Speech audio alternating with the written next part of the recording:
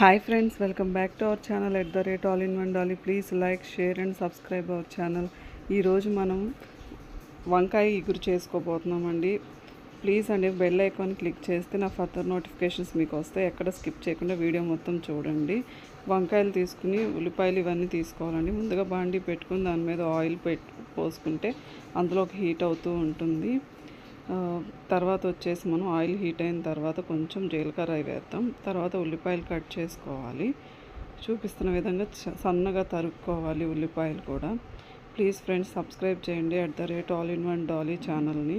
Like చేయండి, share చేయండి. మన ఛానల్లో పానీపూరి ఇవి ఇంకా చాలా చేదు లేకుండా కాకరకాయ వేపుడు ఎలా చేసుకోవాలి ఇలాంటి చాలా ఇంట్రెస్టింగ్ వీడియోస్ ఉన్నాయండి. మొత్తం చూడండి, ఎక్కడ స్కిప్ చేయకండి.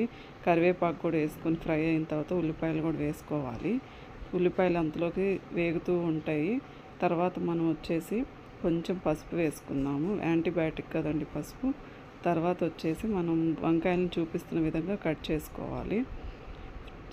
చూసి వెళ్ళిపోకుండా సబ్స్క్రైబ్ చేయండి ఫ్రెండ్స్, లైక్ చేయండి మన ఛానల్ని. మీకు మంచి ఇంట్రెస్టింగ్ వీడియోస్ కూడా రాబోతున్నాయి ముందు. ఇవి కూడా చాలా బాగుంటాయి చూడండి. పానీపూరి కూడా చూడండి, వీడియో చాలా బాగుంటుంది. లాంగ్ వీడియో ఉన్నాయి.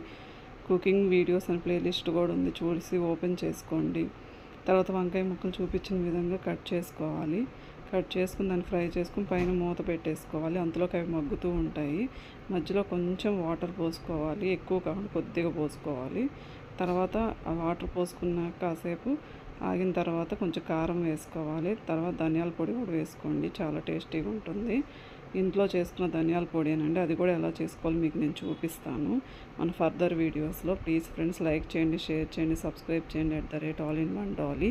ఇది వచ్చేసి సర్వ్ చేసుకోవటమేనండి. వంకాయ ఇగురు రెడీ అండి. చాలా టేస్టీగా ఉంటుంది. బాయ్.